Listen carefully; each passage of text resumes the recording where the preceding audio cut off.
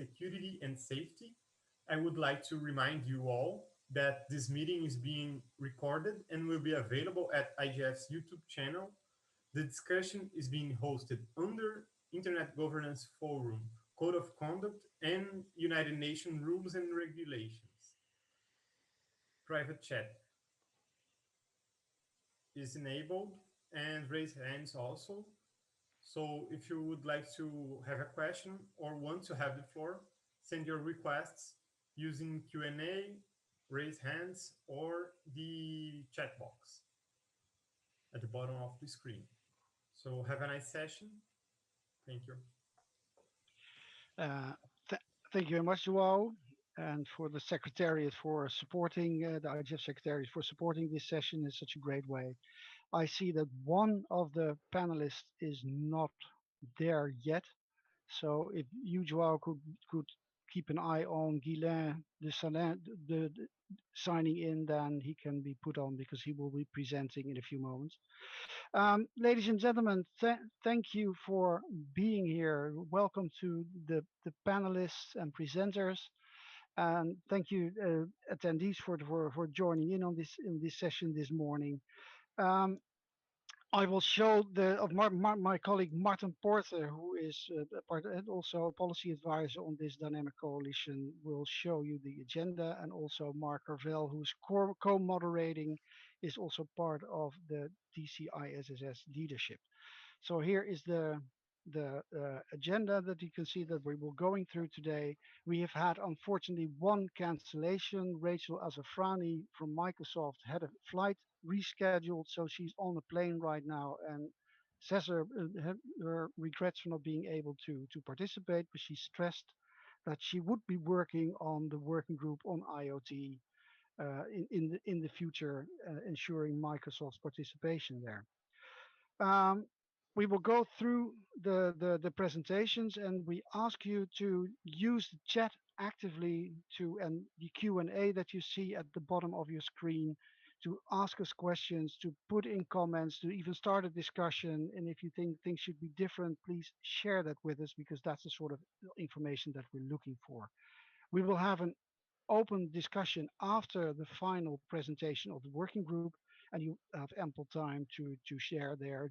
As said, raise your hand, use the Q&A, and we will make sure that to give you the word where possible, and we'll end with final remarks on next steps and funding. So first, let me welcome you to the official launch of the Dynamic Coalition on Internet Standards, Security and Safety, or the DC-ISSS as we are starting to call it. My name is Wouter Natwis, and together with Mark Carvel and Martin Porte, I am part of the leadership of the DC-ISSS. This coalition has a clear goal: to speed up the deployment of security and safety related Internet standards and ICT best practices. This task will lead to different end goals. For example, to identify, analyze, and present best practices, to create and present policy suggestions for diverse stakeholders, to connect different stakeholders and to make sure they interact on the topic and work towards agreements on next steps beyond the IGF, to spread messages to and thus involve relevant stakeholders currently not involved in internet governance, to provide instructions for training programs at the national level. But let me first take one step back. Where does this all come from? And why is this such an important issue? When the internet was created, the creators of the internet and the standards that make it work did not have security in mind. There was no need. They all knew each other. They were working at universities and at the Ministry of Defense in the US, and they knew each other and they trusted each other. So why put in security? There were no websites. There was no external data storage. There was no cloud computing. There were no connected services or connected software or IoT devices, etc., etc., etc. Only when the internet opened up in the mid 90s to the general public, slowly but surely the limited security became apparent and opportunities for abuse and harm clear. Spam, fraud, espionage, phishing, all terms that we had never heard of. Well, the fraud and espionage, of course, but not involving the internet, all became possible because of this lack of security in the internet standards. and the standards of what make the internet work, the public core of the internet, so to say. Internet technicians went to work and created new standards or additions to existing standards, like the DNS securing the naming system, the RPKI securing the routing. There's TCP3, BCP38, etc., etc. They fix different sort of problems, but they're not unlike band-aids for wounds. However, there seems to be one common feature to all of them. Adoption by the internet industry is extremely slow. And the same goes for making secure websites or creating better software or securing data or manufacturing secure IoT devices. Let's look at it from a totally different angle. The ICT industry is one of the best facilitators of cybercrime. That is not a nice thing to say, but unfortunately a reality.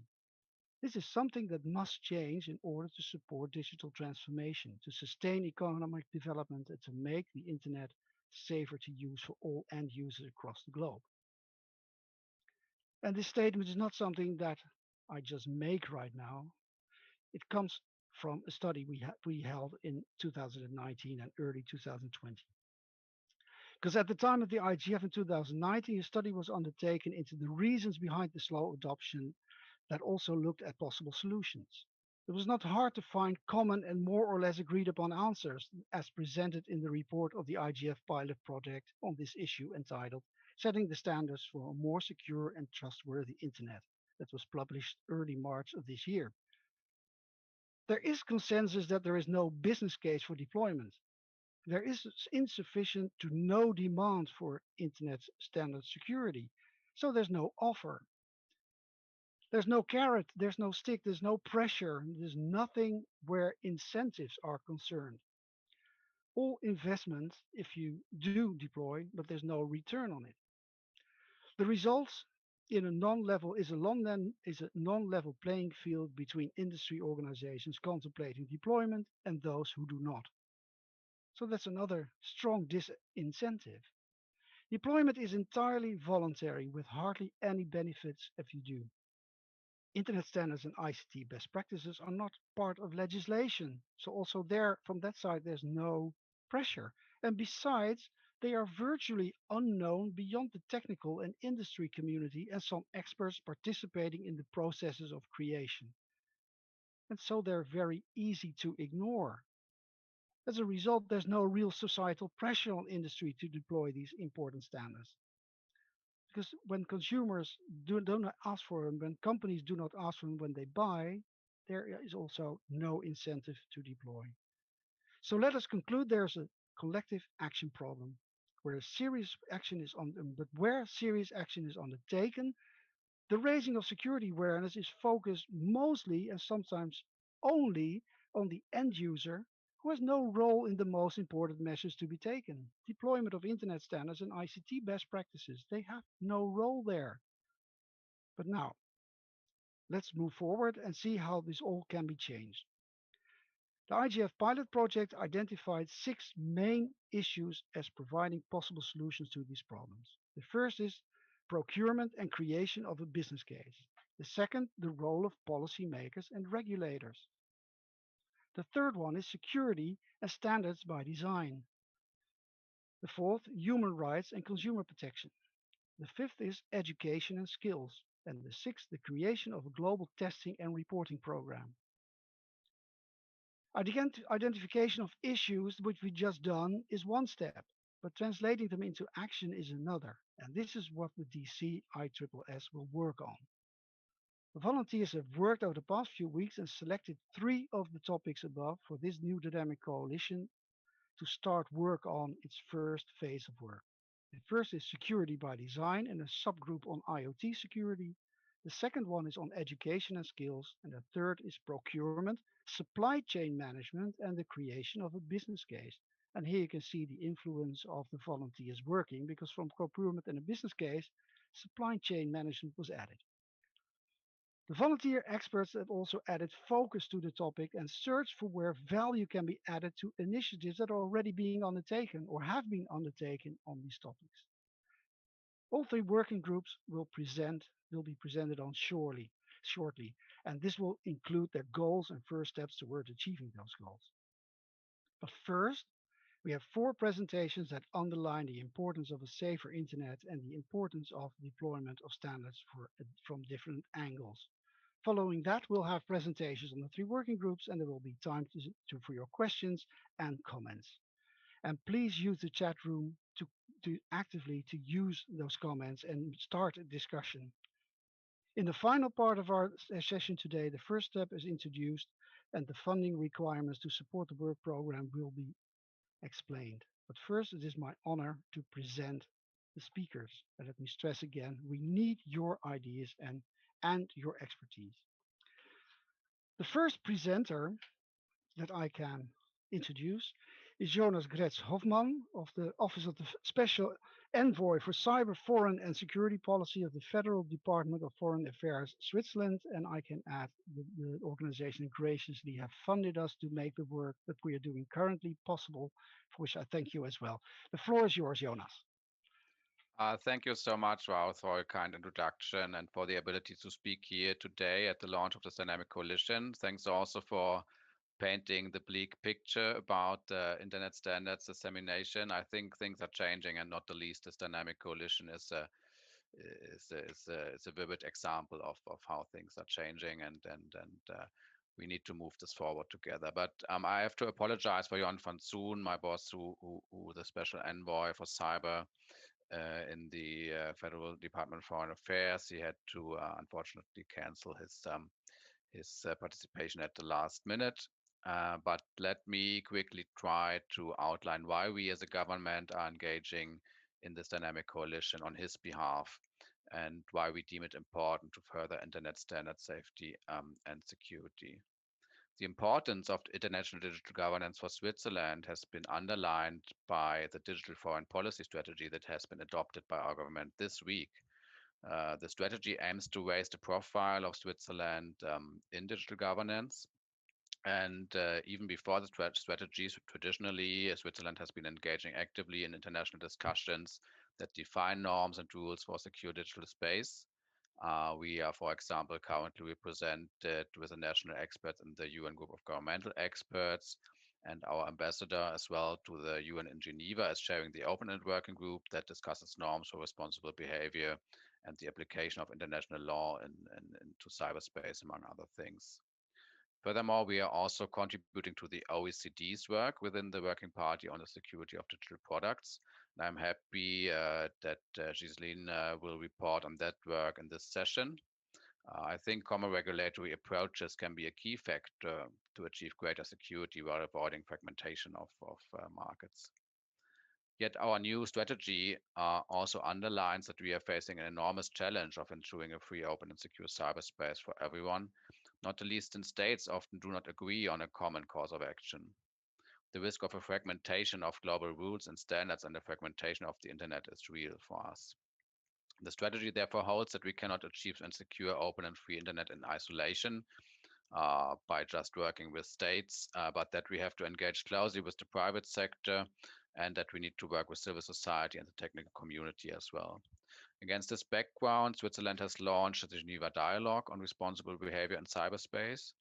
The Geneva Dialogue aims at supporting a global dialogue of the business sector focused on developing best practices and baseline requirements for the security of digital products and services.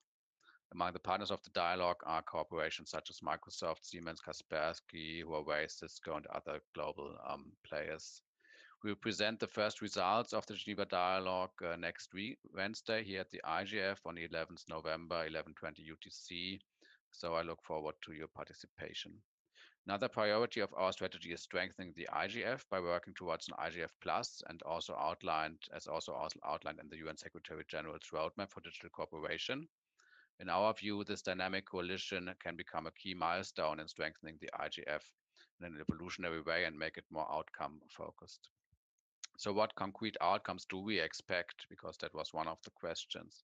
I think what this dynamic coalition should aim at is to translate existing best practices, standards, and recommendations so that they are applicable, acceptable, and relevant to a very broad set of stakeholders. in our discussions in the Geneva dialogue, we often came across the notion that existing standards are too complex to implement, that stakeholders do not understand them, and therefore they're not really being implemented. Of course, the regulatory approach is also necessary, but Ghislain will speak about this in more detail, I guess. We think also there's no need to duplicate work that is being done elsewhere, but there's need to validate this work, make it relevant, and get it approved by more and more stakeholders. So that would be our view on this dynamic coalition, and I thank you for granting me the floor. Thanks, Wout. And thank you very much, Jonas, for these kind words and the high expectations also that come from it. That is also what we surely seriously realize, that we are embarking on an ambitious program. So thank you for your words. I would like to introduce Olaf Kolkman, who is principal at Internet Technology Policy and Advocacy at the Internet Society, also ISOC. So please, Olaf, please step in and give your presentation and views on this dynamic coalition and the work we embark on. Well, thank you, Wout. Yeah, there are a lot of internet standards that improve the internet, the security of the internet. And because of the voluntary nature of the adoption of internet standards, some get deployed expedient and some take a long time to find their way into the internet. So some of these expedient examples of expedient deployment are ACME, or it's the standards behind Let's Encrypt, which now secures millions of websites. And the deployment of QUIC, a new transport protocol with new security baked in, so to speak, which was deployed to over the internet in a very short time scale. I have worked on standardization and deployment of DNS security, the improvement of routing security, and lately the deployment of security of internet time services. And in the 2 decades that I've done that, it has been sort of a humbling experience. And what I would like to do is share a few thoughts. And those thoughts are inspired by a 1962 book, The Fusions of Innovations, which is a book by Everett Rogers.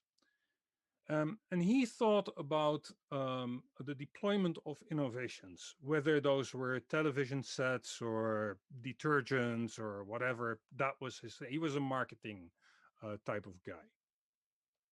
I believe that the deployment of standards, or the building blocks that make up that essentially internet standards are, is very much like the deployment of innovations. And so you can learn something from this 62 book. On the internet, the deployment is decentralized and voluntary. So the decision to implement an innovation is largely an individual choice. It's what Everett calls an optional innovation decision. And for an innovation to be deployed, any decision maker, and that could be the person who buys detergent or a washing machine or deploys software in a piece of network, will go through 5 stages. First, that person needs to have knowledge of the innovation. Knowledge about an innovation spreads in social networks with shared values. And it spreads best when the values are shared, but there's sort of lack of awareness. So in order to create a drive for standards deployment, you could work on awareness building about certain building blocks or standards. Then that individual decision maker will need to be persuaded that the innovation is of use for that person. And then there will be some sort of a decision. Sometimes that is a decision that is made by the individual. Sometimes that individual will have to include other people in the decision, who then will need to go through the same process of knowledge and persuasion. Then there's the implementation, and then the confirmation that the innovation actually works and you keep using it. Well, during that persuasion and decision phase, the deployer of the innovation has 5 factors that they take into account. And this is still from Rogers. First, it's the relative advantage. Will I have some advantage from using this innovation? Well, with a lot of security standards, it's actually the case that there is no relative advantage whatsoever. And Wout, you refer to that. In the case of deploying, for instance, genetically modified seeds, you have a higher yield, and that gives you a relative advantage compared to the rest of the market. In the case of security standards, you're fighting against the network effect. You don't want to break the rest of the system. So that imposes a cost when you have to fix problems that come from implementing the security innovation. Then there is a complexity simplicity argument. Is this easy to do? If it's easy, you know, people are more likely to do this. This is one of the pieces of the Let's Encrypt standard, the ACME standard, and the Let's Encrypt project. They reduced the complexity of deploying security on websites gigantically, and that made them a success. Then there's compatibility. Do I need to change a lot to introduce the innovation? Do I need to, you know, buy new gear? Do I need, or is it just a software install of something? Then there's tryability. Can I try this without breaking my system? Can I do this in my lab? Can I easily do this in A/B testing in my production environment? Those type of things. And then there's the observability of the deployed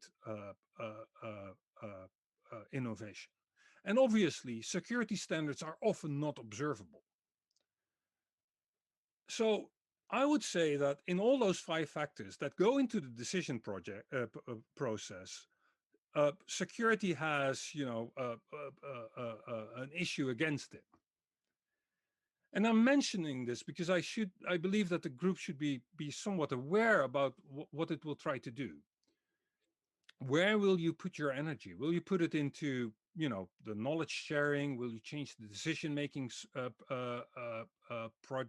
process? Will you, for instance, help with observability or tryability of a certain standard?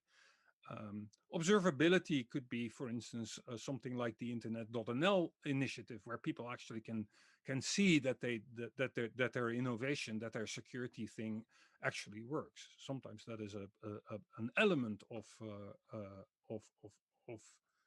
getting further.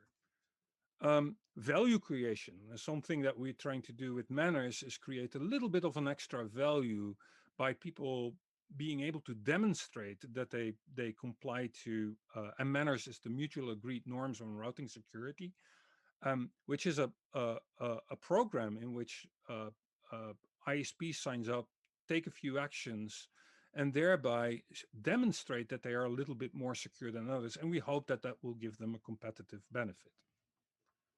So think about what will be the effective strategies that fit the distributed nature of the internet, where the mutual dependencies and the network effects into play. I actually, after 2 decades of work on deploying security on the internet, I don't really have an answer. And I'm really looking forward to this DC to identify some elements of this answer. And with that, over to you, Wout. Thank you, Olaf. And yes, we're feeling the weight of your words as we speak. But thank you for this insight, because it does exactly show what the challenges this DC faces are, and the very broad range of experts that will be needed to bring this forward. Having said that, I'm going to introduce the next speaker. As already said, Rachel Azafrani of Microsoft is being held up in the air, so she could not participate. I'm going to Ghana, to Raymond Onuoha, who's an associate member of the African ICT Foundation and also works for 2 universities in Africa. So Raymond, please join in and share your views on this dynamic coalition from an African perspective.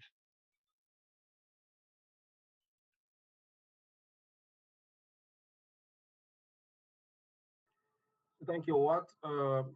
It's a privilege to share my thoughts at the launch of this dynamic coalition. My name is Raymond Onuoha. I'm a tech policy fellow at the Lagos Business School here in Nigeria, where I basically focus on some of the institutional and policy challenges in the evolution of the internet economy across Africa, working also with regional policy think tanks in the region, Research ICT Africa, and also the African ICT Foundation, conducting some of this research to facilitate some evidence base to inform policy making in the application and adoption of these technologies across Africa. With respect to internet security standards and safety, like Olaf had already highlighted, I'll come to that level, especially speaking to the operator parts. But overall, the internet society has played a championing role, ironically, leading the drive with respect to the development of these standards across Africa, which is a bit different if you contrast that to other regions where the governments are taking some of the championing initiatives. So the ISOC and the African Union Commission had around May 30th, 2017, published some sort of guidelines with respect to infrastructure security for Africa, where they noted that, especially at the regional level, the internet being designed as a collection of networks must therefore, with regards to its security, be carried out not in isolation, but in the form of a shared responsibility. So it's a collective responsibility implementing some of these best practices for internet security, even as it affects the African region. And so that coalition that was formed initiated a multi-stakeholder coordination structure, which they labeled the African-wide Cybersecurity Collaboration and Coordination Committee, the ACS3C, which at the continental level will help minimize the duplication of efforts in this regard, and so thereby helping to facilitate coordination and information sharing among stakeholders, especially in key areas that affect the region, where resources will actually be needed in order to bridge some of the gaps, as well as advise the policymakers within the African Union on regional strategies for bridging these gaps, especially in critical areas like capacity building, which this particular area is a key capacity deficit area within the region that is lacking significantly across the region and is most related to the skills and education working group of this particular dynamic coalition. So the launch of this coalition is very critical to imbibe some of these thoughts and thinking while we drive the initiatives that we'll be advocating at this level in order to align with what is also very much critical in need at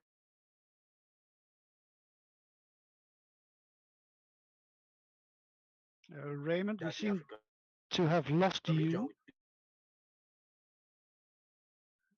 because without the skills, like Olaf had also don't understand the technology, they develop any best practices, and that is very critical. Hello? We Can you hear lost me? the last 2 minutes of you. So if you still remember what you said. Oh, sorry. So I was talking about the key deficit area with regards to internet security and standards as it relates to Africa, which is the capacity building that relates most to the skills and education working group of this particular dynamic coalition. So like the first speaker has also mentioned, if you don't understand the innovation, you can't really adopt it. And if you can't adopt, you can't develop any standards for application.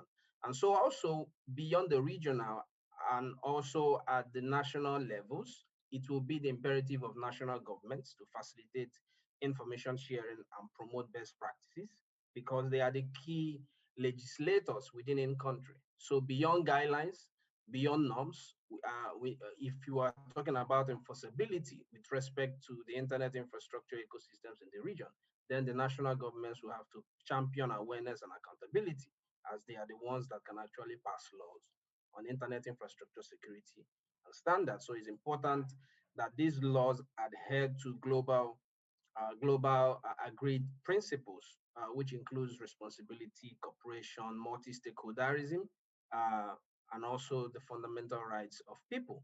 But a critical deficit with regards to at the national level for Africa is the single instrument regional wise on the African region. The Malabo Convention has not had a lot of success with respect to its ratification. And so that will be a strong first step towards creating an African legal context in which a healthy internet infrastructure security ecosystem can develop.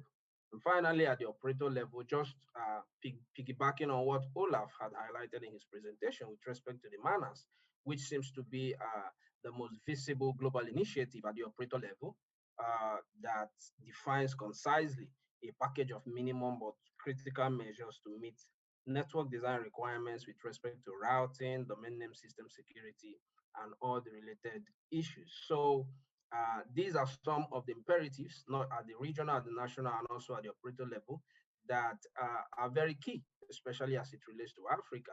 And so we may need to imbibe some of those prayers as we go forward, even as we carry out our advocacy work within this dynamic coalition. So as the African region will also be carried along, especially bridging that specific capacity building areas, which is very lacking as it regards to cybersecurity. So thank you. That will be my submission. Thank you very much. And I think you've shown some of the ideas that we could actually start striving for, but also the challenges that we will face. And we will welcome you to join the work and perhaps bring in the experts that you know from the continent so that we can work on this topic. The final presentation as an introduction to this dynamic coalition is from Ghislain de Salins. He's the digital security policy at the OECD, and he will tell something about his work that he is actually doing at this moment, research that he's done on the Internet of Things security. So please, Ghislain, I give the floor to you.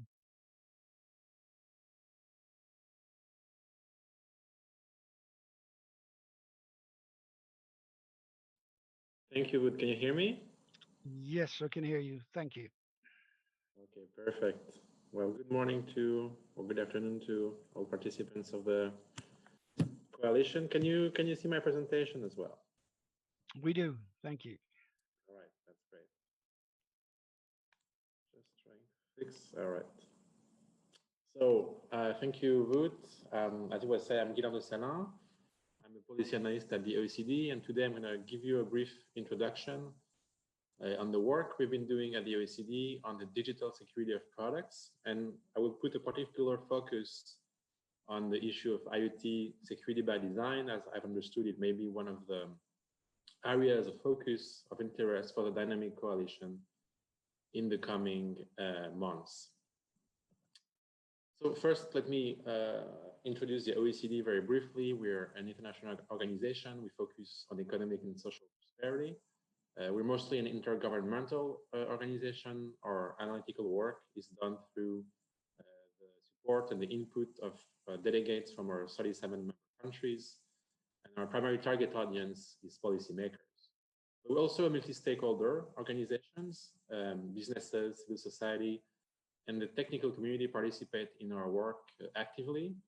And in particular, they do within the OECD's Working Party on Security in the Digital Economy, SDE, which carries out the work on digital security policy. So it was said before by previous speakers, it's true that the digital security of products and of IoT in particular has become really an area of focus for policymakers and stakeholders more broadly in the recent years. I'm sure you're familiar with the work of the GCSC and with the Paris Call for Trust and Security. There's also been interest by the G7 and the G20 in this topic. And even more recently, there was a report a few months ago in the US by the Cyberspace Solarium Commission, which is attached to the US Congress. And they identified the digital security of products as a key area. And they also considered that the status quo was not getting the job done, and it was time to call for more proactive developments by policymakers and by stakeholders more broadly. So as a result of this increased awareness and interest, we at the OECD, we launched a work stream on the digital security of products a year ago. Could I quickly interrupt? Sorry, is it correct that we are still on the first slide? Because I believe it might not be showing correctly. So if you could maybe try it one more time to see if we can get the presentation correct. Ghislain, we see the editing mode of your PowerPoint, so not the presentation mode, but editing. So here, if you click through the slides in the editing mode, it should work. Yeah, that's also a possibility. It's the easiest at the moment. Is it better now? Well, now we see the screen that you are supposed to see as a presenter, yeah. Oh, okay. We can read it like this, I think. Yeah, it's good like this, yeah. It does work. Let me see.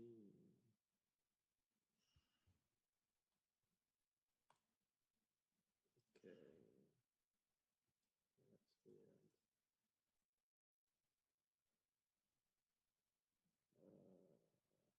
weird. Yeah, now it's fine. I mean, I think you should go on like this because. Let's continue like this. This is fine. I'm sorry, I don't know how to change it. Can you see? Yes, we can see it. No, it doesn't work.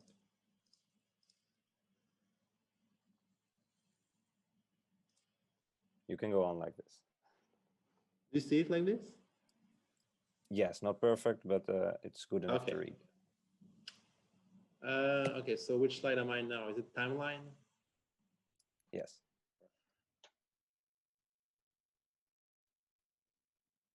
Are you seeing the timeline now? Yes. Okay. So as I was saying, we've launched a work stream, and as you can see, we're almost finished with the process. We're finalizing 2 reports, and they should be published in January. And I will make sure to disseminate them to the Dynamic Coalition as soon as they're available.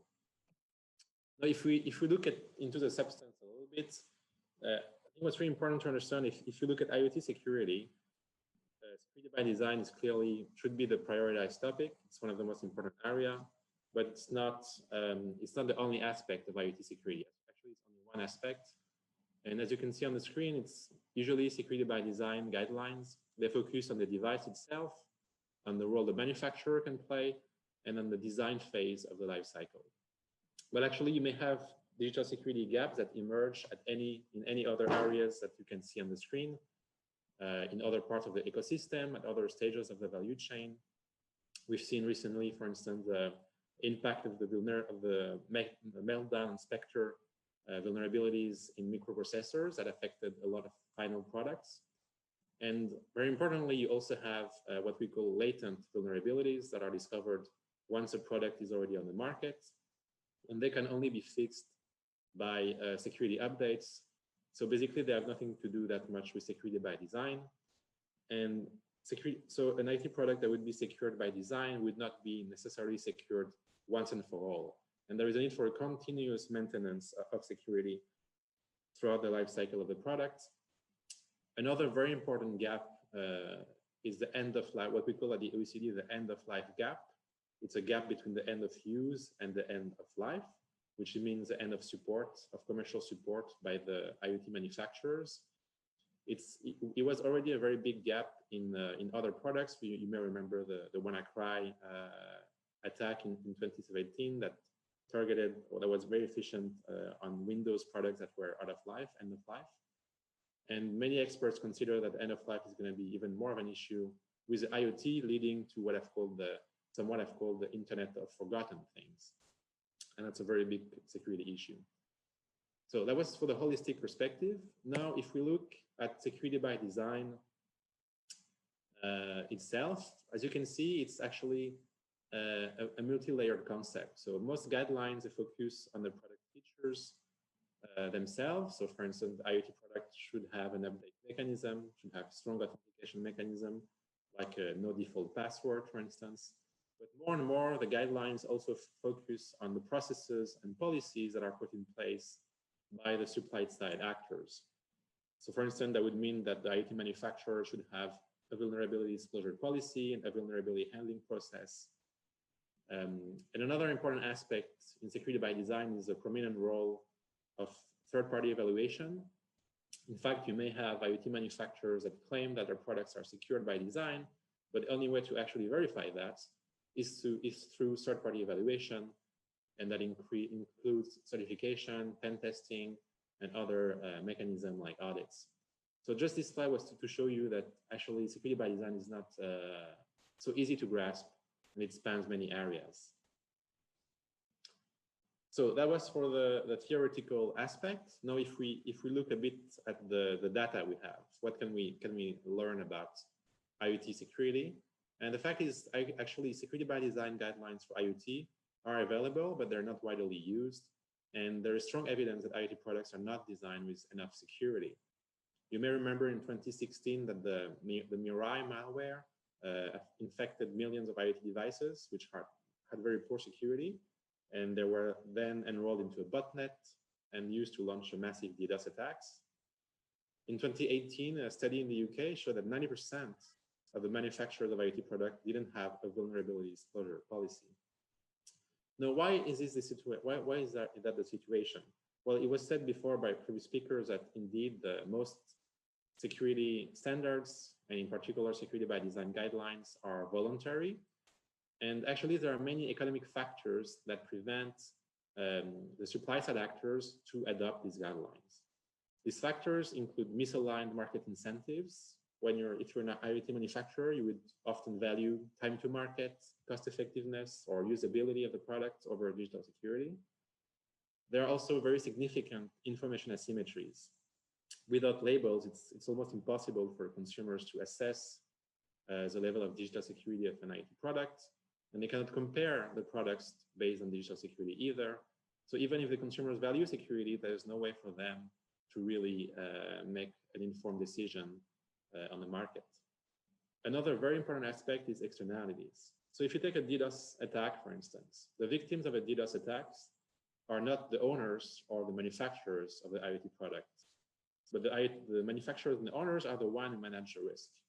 So basically, there is absolutely no connection between the IoT value chain and the victims of a DDoS attack.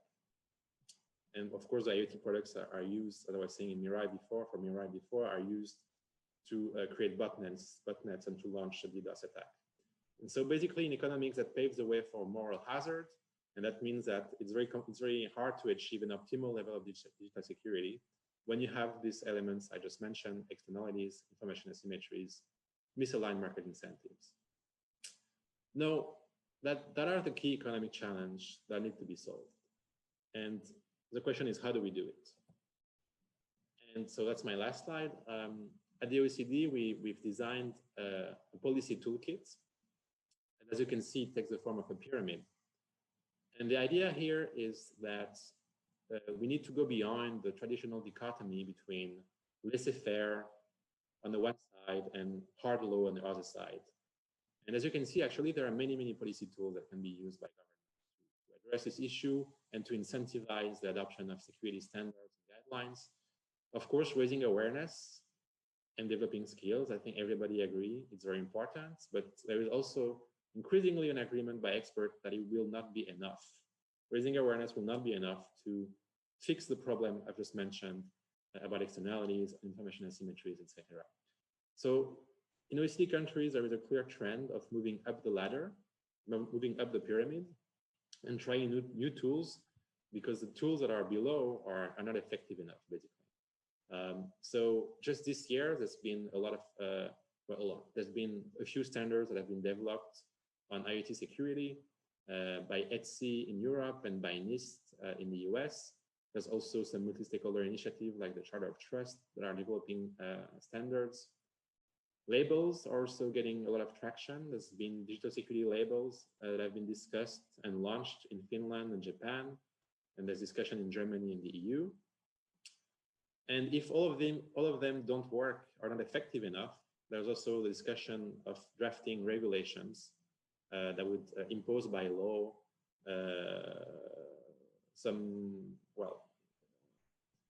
that was imposed by law security standard, but there's a big question about how to do that. There is basically two approaches. You can impose technical specification, but that carries a risk of not being tech neutral and not being future-proof. And the other way to do that is through what we call principle-based outcomes-oriented regulation, like the GDPR. That would be technology neutral, but the risk of that, it's sometimes difficult to implement, especially for SMEs. And last but not least, I think ex-post mechanisms are also very important. They include mechanisms like insurance, liability law, and those tools could be also very effective at mainstreaming security standards and incentivizing users to adopt them. So I will stop here, but I would be very happy to answer any question you have. Thank you. Thank you, Ghislain. That is very insightful words on what we can expect in January when the report is presented. So, and the question to you in the chat has been answered by you in the final words. So thank you for that. It's time for me to hand over to my co-moderator Mark Carvel to introduce the presentations on the working groups. So, Mark, the floor is yours. Yes, thank you, Wout, and hello, everybody. Good morning, good afternoon, good evening, whatever time zone you're in. Thanks very much for joining. It's a key moment, I think, and we're hearing a lot of valuable contributions about how this dynamic coalition is going to make an impact, being global and multi-stakeholder. And I was really struck by the alignment, for example, from Ghislain's presentation, the pyramid, alignment of a lot of the issues that came up in the pilot project, the IGF pilot project that Wout led, and how we are working through those issues. And indeed, I joined Wout on this initiative just before the Berlin IGF, and I helped to run that session in Berlin. And I was really struck there about the multiplicity of interest. And we had breakout groups and so on. And so a lot of thinking going on how to take forward the recommendations from the pilot project. And since Berlin, we've been doing a lot of work behind the scenes. It's been a lot of, all on a voluntary basis, but we're all sharing a great commitment to take this forward and sustain the momentum. And we've undertaken a lot of consultations, individual calls, group calls, virtual meetings with a range of stakeholders, some government, private sector interest, and so on, to help define, well, how do we take this initiative forward under the auspices of the IGF in a constructive and focused way that's going to lead to concrete outcomes that could be an exemplar, really, of what the IGF Plus, when it starts to bed down, can achieve in terms of impacts and engagement and recognition by UN member states, governments of the value of these multi-stakeholder engagement in terms of cooperation and meaningful results and impacts. So we did a lot of calls, and the pilot project report, as Wout recounted at the beginning, identified a lot of issues, a lot of areas, potential areas of focus. And of course, we couldn't go into all of those straight off. We had to sort of think about prioritizing. We did a survey of the stakeholders that we had contacted that had expressed interest on what, in a first phase, if you like, of the dynamic coalition, the work should prioritize, and what should we set up in terms of working groups and so on. So we have arrived, as a result of the survey and the wider consultations, we've arrived at establishing 3 working groups on 3 key issues. Security by design, and within that, a lot of technologies, a lot of innovation going on, a lot of impacts on networks of different devices, technologies. What should it focus on? And Internet of Things came forward as a kind of, we're calling it a kind of subgroup, as a first area for the working group on security by design to start with, Internet of Things devices. Second working group on education and skills. And a third one on procurement. And initially we were thinking of government procurement, but the discussions we've had, as Wout hinted at the beginning, thought, well, we should look at also wider private sector supply chain issues. And in fact, the pilot project report did flag, big corporate entities. How can they be drivers of take up of standards and so on? So it's procurement, supply chain management, and the business case, creating the business case. I liked Ghislain's phrase about misalignment of market incentives. It's that kind of area. So we've got these three working groups. The other issues we anticipate will probably surface as additional areas of activity or working groups, maybe in the second phase. Issues like consumer protection, global testing, and the role of government in addition to procurement. Does regulation have a place here in terms of incentivizing deployment of standards?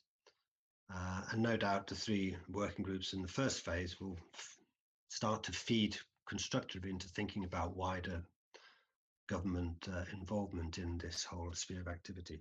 So 3 working groups, and we've got 3 speakers to speak on each of them for you today, to give short presentations. Firstly, working group 1, security by design, and the subgroup on Internet of Things. I'd like to hand over to Yuri Kargapolov, who's kindly volunteered to speak about the aims and scope of this particular subgroup of the working group on security by design. So Yuri, if you're ready. Yuri is with Internet Society, chair of the IoT Special Interest Group. I hope I've got your accreditation right, Yuri. So Yuri, please can I invite you now to speak on the security by design working group. Thank you. Thanks, Mark. I'm Yuri Kargapolov, and now here I'm the head of chair of ISOC, IoT Special Interest Group, with many years of experience on my other positions in the development of DNS, identity management, IoT, mobile number portability systems with various functionality, as well as the internet governance and special topic, trust building, are in the sphere of my interests. Let me introduce the introduction of the DCI ISSS working group number 1 on security by design, a subgroup of Internet of Things. So stakeholders, experts who contributed to work of the IGF pilot project on the deployment of Internet standards recognize that the importance of security by design is an important way forward to make services, software, and products more security in compliance with relevant standards. ICT is everywhere around us, and more devices connect automatically to internet, to phone home, as one of the experts call it. The level of security that these devices and services contain determines the level of security of individual users and the society as a whole. The experts supporting this our dynamic coalition believe that the level of security, what is currently, the norm is a serious concern. These issues of security by design goes way beyond the Internet of Things, of course. I want to stress now 4 points. The first is the need for security website built according to the top 10 best practices of the Open Web Application Security Project, so-called OWASP. The second is so far becomes more secure than built according to safer software principles. The hosting of our data becomes more secure when described in ISO 26001 is applied. And the trustworthiness of our use of platforms depends on the level of security offers and etc. It's however impossible to tackle these issues at the same time. The stakeholders who we have recently consulted and who have volunteered to become members of this our Dynamic Coalitions working group on security by design have decided as a first step to form a subgroup of IoT, and they are anxious to avoid duplication of work on IoT standards and policies that is already being carried out elsewhere. The following actions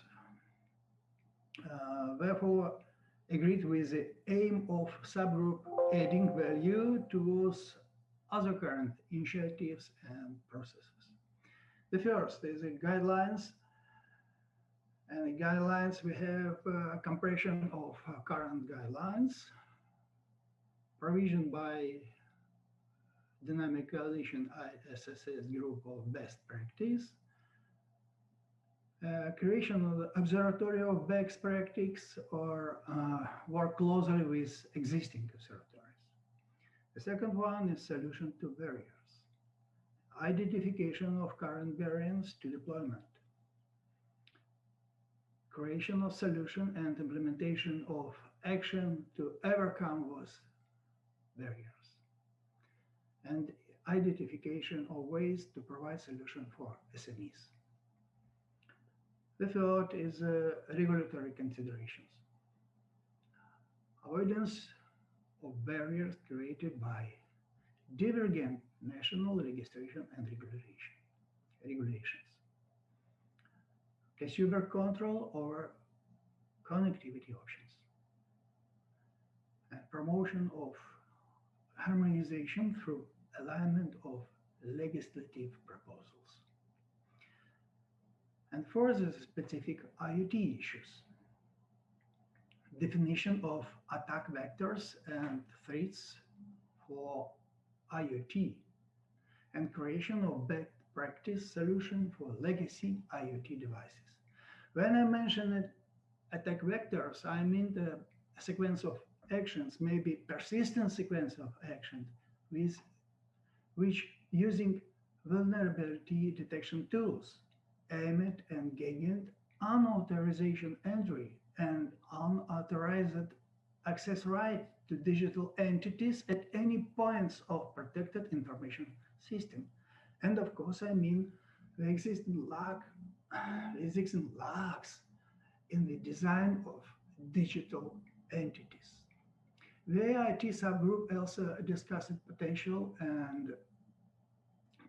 end goals and agreed that the first sign of success will be participation in diversity. Outreach to users in economic sectors, for example, gas and electricity network separators, will therefore be important. It will be important to consider the potential roles and other stakeholders, such as consumer advocacy, trade organization, regulators, standardization bodies, etc., who may not be involved in internet governance on a regular basis today. The working group may wish to invite them to join subgroups or at least undertaking consultation with them. Responsible disclosure of vulnerabilities in IoT was identified as an important early issue for consideration by the IoT subgroup. which could lead to recommendation by DC-ISSS that propose options and solutions for responsible disclosure of legally detected vulnerabilities. Working Group 1 will be holding its first virtual meeting shortly after the IGF on Tuesday, 24 November, when the decision will be taken on its work plan and timeline, and its leadership will be confirmed.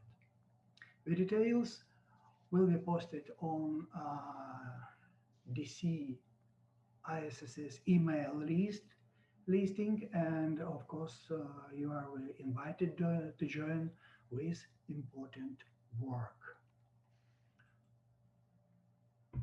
That's all. Thank you. Thank you very much, Yuri, for running through the objectives and direction of the working group on security by design, in particular the subgroup on IoT and the kind of outcomes and so on. And so you got something, everybody's got something to mark in their calendar in terms of joining the working group. So thanks very much. I was going to invite any questions for clarification after each presentation. I don't see anything in. We have one question from Jonas. Jonas, on whether working group 1 will focus on IoT or broader digital security of products and services. I was already typing an answer, so I will just clarify this way. Subgroup 1, Jonas and others will focus on IoT. And in the future, we foresee that perhaps other subgroups will come in focusing, for example, on security of platforms or security of data or security of websites. But that is something for the future. Where we discuss responsible disclosure, that is one of the 6 topics that we have identified that could help with finding solutions for the overall problem of deploying internet standards and ICT best practices. So if that topic comes forward, then perhaps we will start that as working group number 4, and then it will be broader than just IoT. But within IoT, responsible disclosure was identified as an important topic to address at first in the subgroup. So I hope that clarifies your question. Thank you. Okay, Bart, thank you very much. Okay, well, let's move on to working group number 2, which is education and skills. And I'd like to introduce Janice Richardson, who is a digital literacy expert involved in designing toolkits for children and so on. Have a look at she's with a European initiative called Insight. Have a look at their website. It's very interesting. Brings together experts from across Europe. I think mainly Europe. Is that right, Janice? I think. Mainly, and yeah. Janice joins us actually from France. So I turn now to Janice to explain further the objectives and focus of the Education and Skills Working Group number 2. Thank you, Janice. Thank you. So good morning, everyone. Well, this is the introduction of the DC-ISSS Working Group number 2, as you've just heard, on education and skills. My background is actually in education, technology, and law, and I've been a long-term university professor or lecturer in these areas. The report of the IGF pilot setting the standards for a more secure and trustworthy internet recommended the inclusion of internet security in education and skill programs as one of the long-term solutions for promoting the deployment of internet standards and ICT best practices. Participants in the project reported that graduate students of courses relating to information and communications technology had not covered online security, internet archiving. Janice, you are muted. We just lost the last We just lost the last 20 seconds, I believe. Okay, participants, it was recommended, therefore, that the current ICT educational curricula at the vocational, polytechnic and university level needed to change in order to meet the requirements of industry and society as a whole, as digital technologies increasingly transform many aspects of daily life. For example, multimedia courses and training programs shouldn't only include how to build websites, but also how to build a website that is inherently secure. At universities, when students take a course on how to execute complex programming projects, security should be an integral part of the course. This working group will address this issue with the aim of reviewing current practice in education and training and identifying best practices as a way forward for possible wider policy recommendations that the IGF can promote. The members of Working Group 2, Education and Skills, have identified the two following issues as priorities for the first phase of the work program. One, a diverse range of programs exist worldwide in the field of ICT education, skills and careers, including government initiatives, private sector programs, and government-led programs involving ICT companies. And two, curricula are often set by the individual school and university, and this makes it difficult for them to change in a coordinated approach, while it's also important to allow for national and regional differences. The security of online education platforms has been agreed to be an important issue for educational establishments to understand and make provisions for, and this became very apparent during the recent COVID crisis. This will be considered as potentially an issue for Working Group 1, Security by Design, by its subgroup on platforms. The goals of WG2 include identifying and reviewing current practice, defining what is best practice, creating an observatory of global best practices and/or cooperation with existing policy observatories and repositories on digital best practice. Examining whether educational curricula should include greater coverage of internet security, safety, governance, and architecture, depending on the educational or training level. Bringing together experts with the aim of establishing collaboration. Agreement on how to disseminate and promote the outcomes of the working group, taking into account national and regional differences. Wider adoption of global best practices for developing knowledge of internet security and skills through their inclusion in national ICT educational programs, provision of guidance for vocational training programs to include internet standards and ICT best practices. It was agreed in our stakeholder consultations held prior to the IGF that this working group should focus not only on the wider public, should not focus on wider public awareness raising, for which many diverse programs already exist. The working group will consider its work successful if global best practices have been collated and the main outcomes and key messages of the working group have been communicated to relevant organizations, ministries of education, universities, and schools through national programs.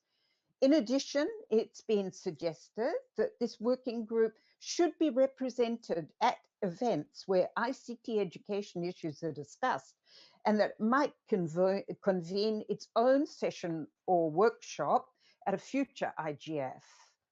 Thank you, and please don't hesitate with your questions or clarifications. Yeah, thank you, Janice. And if anybody's got any quick points of clarification, that's I'll just check. I'm not very good at multitasking on the screen here, but do we have anything? I'm sure these issues will crop up in the main discussion that's going to involve everybody that's coming up shortly. Okay, if there aren't any quick points of clarification, let's move on then to the third working group it's been decided to establish on procurement, supply chain management, and the business case. And for this working group, we're very privileged, really, joining us from Mexico, Professor Alejandro Pisanti, who's at UNAM in Mexico City. So over to you, Alejandro, to talk through the aims and projected outcomes of this working group over the next year or so. Okay, thank you, Alejandro. Thank you. Can you hear me well? Yep, it's great. It's fine. Thank you. I am Alejandro Pisanti, a professor at the National University of Mexico. I would like to start the presentation by saying that standards are marvelous. There's so many of them. A country like mine, which has a very strong influence from the United States industry, as well as now imports of and factories of Japanese and European automobiles, of course, leads to the situation presented in this cartoon, where it says there are 14 competing standards. So we develop one global standard that covers everyone else's use cases. Now you have 15 competing standards. And actually, this cartoon from KCD has been further developed, where now you have 15 competing, one standard and 15 competing certifications and so forth. This is one thing we surely suffer. And another thing that motivated me to come into this is things like this toolkit.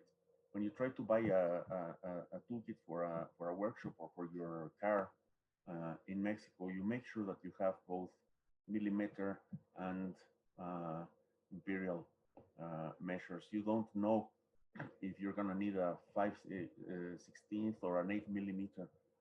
You probably will have a Japanese car with millimeter screws all over, and then the wheels will have an English measure. So you'll need something in inches. So that motivates me to move into these standards issues, and also to be very skeptical of what actually goes on when you talk about them. What we have here is also another set of concerns that brought me to this group with great interest in these last weeks, and to find a great honor in being in the company of old friends like Wout Natris, Mark Carvel, and Olaf Kolkman, one of my favorite leaders in ISOC. I've been involved in the Global Partnership for Artificial Intelligence, which is a multinational effort. I've been delegated by my government from the academic sector. And what we find there is that people are trying to establish norms and ethical norms and standards for the ethical use of artificial intelligence to achieve goals like avoiding bias that comes from the algorithm itself, peel off the bias that comes from the data, and so forth. And the concern there, and that will lead me to what I'm going to read now, is how to make sure that these things are actually implemented. You have all these rules, no one's reading them when they're writing software, when they're feeding data, when they're purchasing systems and putting them into operation. It's as good as useless that you have these beautiful standards. Like you have when you have your mission statement for the company pasted on the walls that says excel in our market with integrity, and you have a corrupt salesman trying to bribe someone for. It's useless there. So the point of our working group is to look at the procurement and supply chain management aspects of establishing and acceptance of standards and compliance. This working group 3 was great. I'm very grateful to have been part of it. One of the major conclusions contained in Wout's report on the pilot project of the standards is that the business case for the deployment of security-related standards is largely absent. In my understanding also, security-related standards are not only directly designated for security, but things that increase the security may also be just pure standards compliance, so people know what is going on, but at a technical standards level.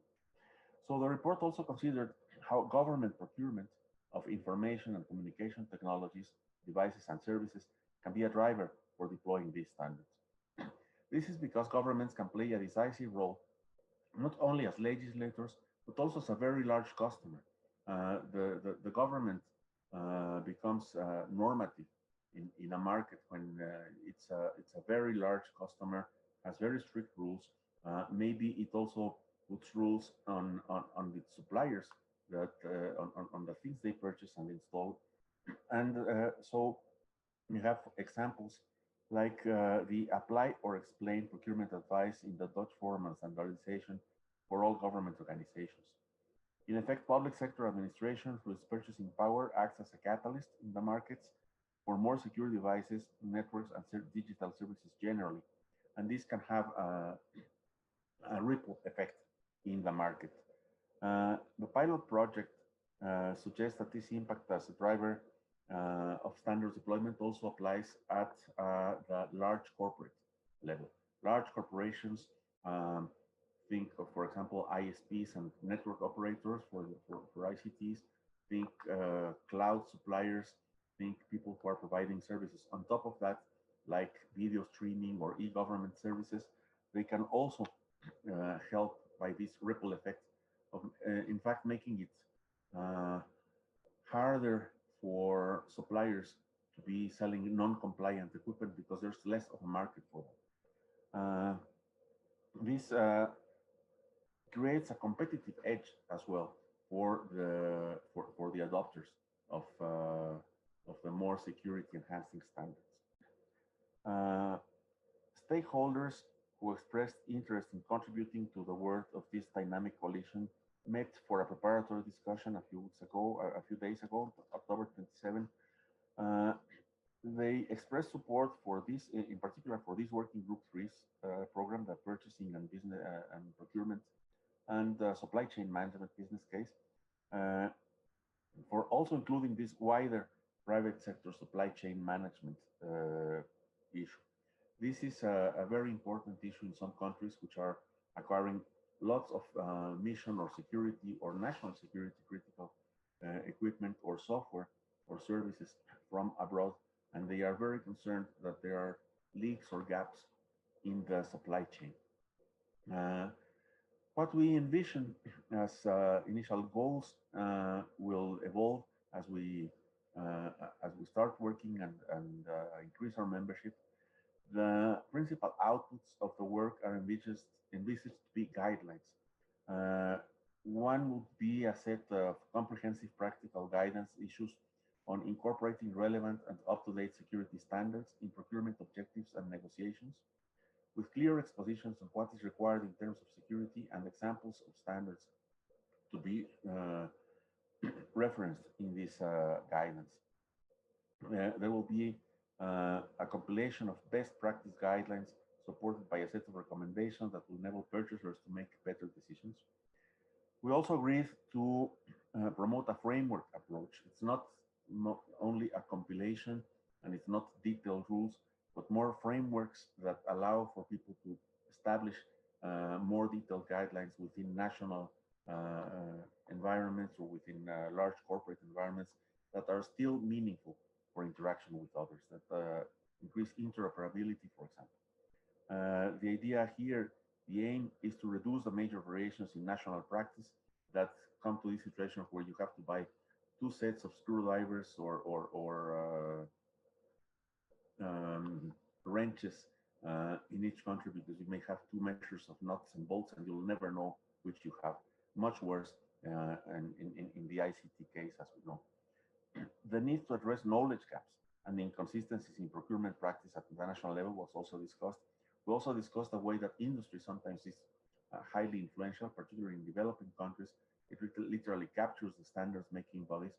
And on the other hand, if you don't have something recognized as a national standard, countries will refuse to adopt it as a mandatory or as a strongly required guideline for purchasing, because they will be dependent on foreign standard that's not stable, that's not under control of the country.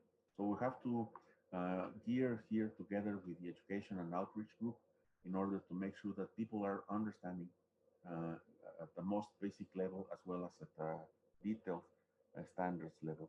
It will be very important to keep in mind the uppermost in mind the interests and needs of end users, how all this supply chain, all this procurement, which goes on behind the scenes, which takes place in government or large corporations, impacts the final user, the individual user, and also here considering the fact, as we mentioned, that purchasing at the individual level sometimes is completely ignorant of standards, completely oblivious, or at least agnostic about standards. You go and buy, as was mentioned in the IoT case, for example, you go and buy surveillance cameras, facility surveillance cameras, which are highly insecure, and you don't even know that they could be insecure. And they come from under the radar of authorities by importing them informally through e-commerce. Also suggested, and this will be considered, and this is also an approach that's being looked at the GPAI, is look whether a liabilities regime can help enforce the adoption of standards. Whether someone in government is purchasing something that's not compliant with a known standard, and therefore weakens the security or doesn't strengthen security as well as it could, then it's called neglect and it's called liabilities by public officials in many countries, and it's actually prosecutable. And in the case of a private company, it can lead to civil liabilities or to commercial liabilities, in the sense that they are causing damage or not preventing it enough, and the fear of a lawsuit would as well increase compliance. There will be here some more extensive work I'll propose based on the work that's being done on privacy, how Germany and the US have similar standards of privacy despite having completely different approaches. Because in both cases, there's a board liability concern in one case because of the law, in Germany, in another case in the US because the disclosure of a breach, of a data breach, for example, can bring down the share value of the company. So these approaches will be considered in our dynamic coalition. It's therefore underlining the need for all types of stakeholders to come together and calling you all to help us achieve these goals, to help us be able to diffuse the need to disseminate the need for standards, for compliance, and for realistic standards that can actually be complied with. Spread the word, help us talk to governments and make them understand why their purchasing will be better and the services will be better, to civil society and technical community stakeholders, because they will be endowed with documents and with practices that will help them intervene and shape policies in their countries, and of course to businesses, which are either in the selling or the purchasing side, to help shape the work coming forward. The first meeting of this working group 3 on purchasing and supply chain will be on November 27th. We'll have announcements for that in time. Hope you all are attracted and come together here. Thank you very much. Thank you, Alejandro, for going through this well-shaped document. Whatever was awful in it was my reading and not your writing. Okay, well, you embellished the presentation with amazing illustrations of a huge, heavy toolkit. I can't imagine doing DIY with that. Anyway, thanks very much. That was great, and we're starting to run out of time, so I think we better hand straight over to Wout to moderate some open discussion with all the participants who are with us today. So Wout, I'll hand over to you now. Yes, and thank you, Mark. Yes, and we are running out of time. There are only 8 minutes left. As I had feared up front, we had enough to hold 3 sessions on all 3 topics and probably would have filled the 1.5 hour easily. There were some questions in the Q&A which have been answered. There's also some comments in the chat. Martin, have you identified that we have time for only one if there's really something sticking out that needs to be discussed. Otherwise, I suggest that I move into the closing remarks because we're getting very close to our time limit. As far as I know, there have not been questions that have not been answered, or any comments that would. Oh, now there is one question in the Q&A, I believe. Laurie Schulman is wondering if the DC has discussed. Oh, you already answered that. Sorry, never mind. Laurie Schulman has also asked whether expressed interest in the procurement working group, and I'm sending her my email so that we can bring her in. Very welcome, Laurie. All right, great to hear. No, that's it then, I believe, Wout. Wout, we cannot hear you. Thank you, Martin. I was on mute. Laurie and all others, if you go to the IGF website for the Dynamic Coalition on Internet Standards, Security and Safety, you'll see that you can register for an email address.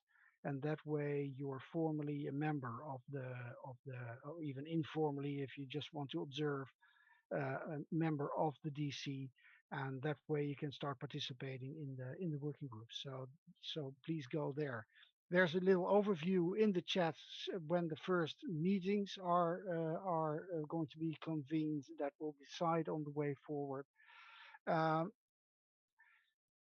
move into the final section and which I've called the closing remarks. Because having heard all the comments, you may ask yourself today, how does this important multi-stakeholder initiative continue?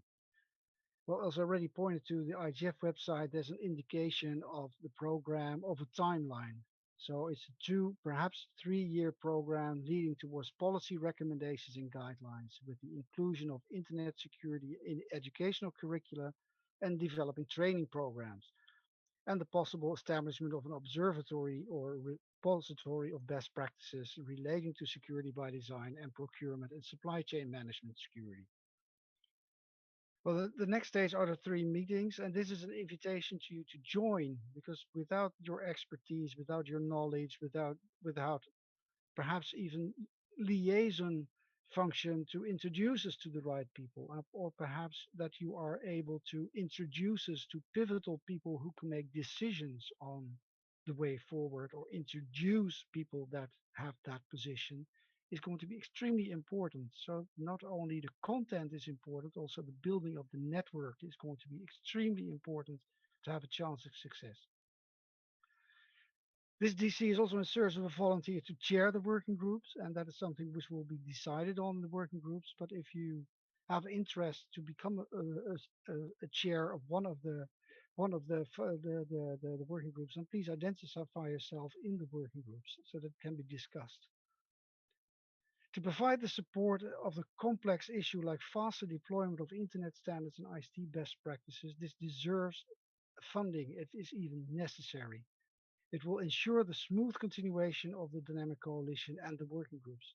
And we do not ask this lightly, but what makes it so important?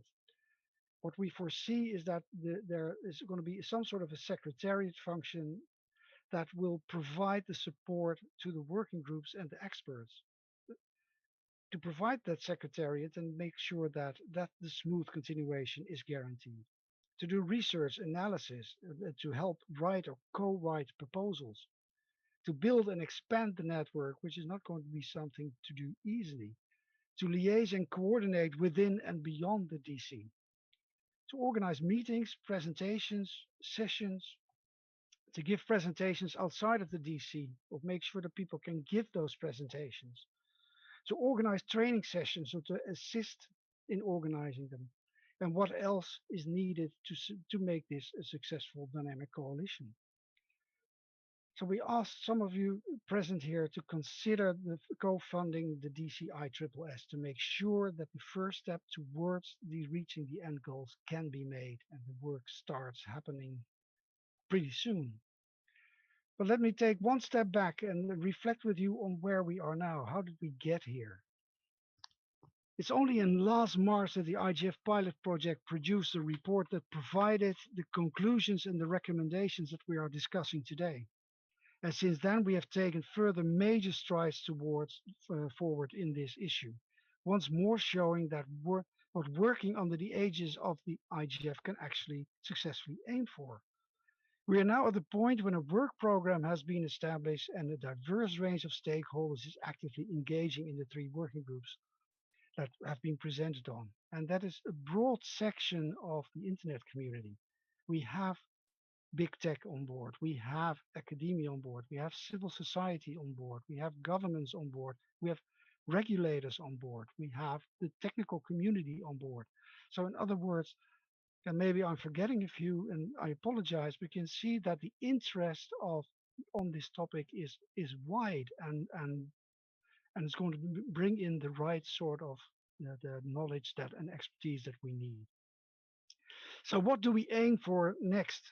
And what do we need to aim for? Well, the ball lies on the penalty spot, to talk into soccer analogy, and for the rest of the world sometimes called football. But the goal mouth is in front of us. And will you help us kick the ball into the net? Because that's what we need to do. Please reach out to us to discuss these funding options, because we have the ability and the possibility to actually aim for these goals. We are at the end of the session, and that leads me to thank those participating actively and asking questions and make comments in the workshop. But first, I would like to thank you, the presenters, setting the stage, and the 3 volunteers from the DCI-ISSS working groups to present on where we are and what the challenges we face are.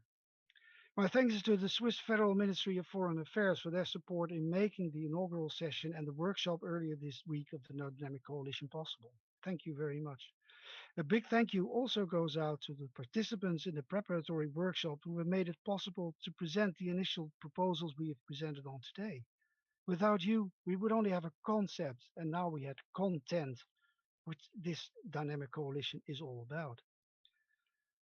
We wish you a good virtual IGF, and I hope to meet on this Dynamic Coalition and on other topics next year in Katowice, because I sincerely hope that we will be able to convene there next year.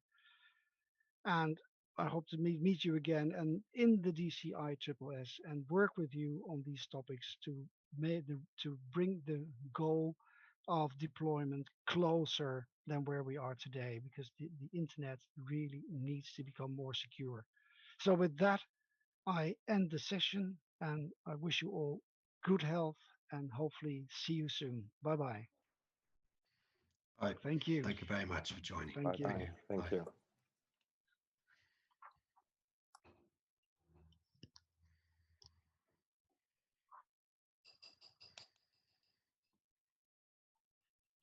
One more question.